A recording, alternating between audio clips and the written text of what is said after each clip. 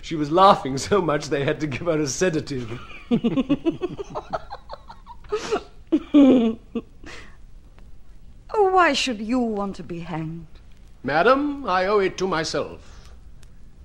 But I can leave it till the last moment. It'll keep while the light still lasts. Well, what can we see in this light? Nothing, I think, except flakes of drifting fear, the promise of oblivion. Nothing is seen in the thistledown, but the rough-head thistle comes. Rest in that riddle. I can pass to you generations of roses in that wrinkled berry. There. Now your hand holds a race of summer gardens. It lies under centuries of petals. What is not you have in your palm. Rest in the riddle. Rest. Why not?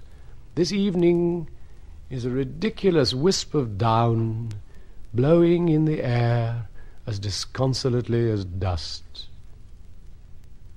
And you have your own damnable mystery, too, which at this moment I could well do without. I know of none. I'm an unhappy fact, fearing death. Well, this is a strange moment to feel my life increasing, when this moment and a little more may be for both of us the end of time. You've cast your fishing net of eccentricity, caught me when I was already lost, and landed me with despairing gills on your own strange beach. That's too inhuman of you. Inhuman? If I dared to know what you meant, it would be disastrous. Means I care whether you live or die. You've cut yourself a shape in the air, which may be my scar. Will you stop frightening me to death? Do you want our spirits to hobble out of their graves, enduring twinges of hopeless human affection so long as death shall last? Still to suffer pain in the amputated limb, to feel passion in vacuo?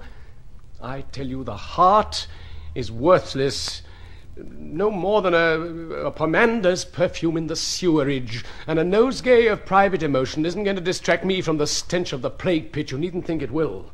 Don't entertain the mildest interest in me, or you'll have me die screaming. Well, why should that be? If you're afraid of your shadow falling across another life, well, shine less brightly upon yourself. Step back into the rank and file of men instead of preserving the magnetism of mystery and your curious passion for death. You're making yourself a breeding ground for love. You must take the consequences. But what are you afraid of, since in a little while neither of us may exist? Either or both may be altogether transmuted into memory. Then the heart's obscure indeed. Richard, there's a tear rolling out of your eye. What is it? Oh, that I don't really know.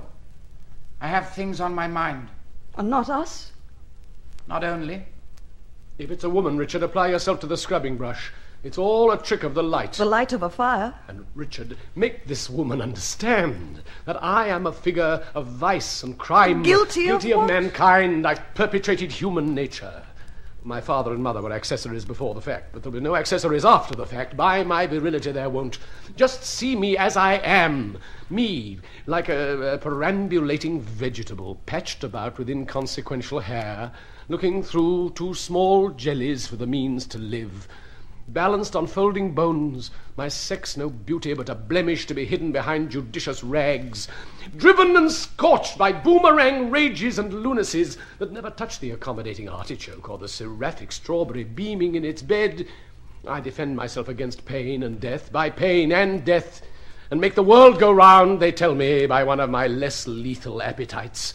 Half this grotesque life I spend in a state of slow decomposition, using the name of unconsidered God as a pedestal on which I stand and bray that I'm best of beasts, till under some patient moon or other I fall to pieces like a cake of dung.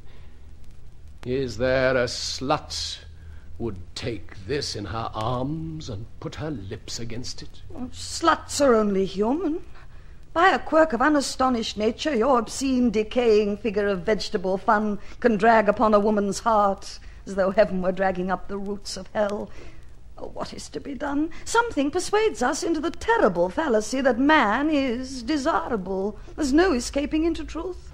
Your crimes and cruelties leave us longing, and campaigning love still pitches his tent of light among the suns and moons. You may be decay in a platitude of the flesh, but I have no other such memory of life. You may be corrupt as ancient apples. Well, then corruption is what I most willingly harvest. You are evil, hell, the father of lies. If so, hell is my home, and my days of good were a holiday. Hell is my hill, and the world slopes away from it into insignificance. I have come suddenly upon my heart. Where it is, I see no help for. We are lost. Both irretrievably lost. You are indeed!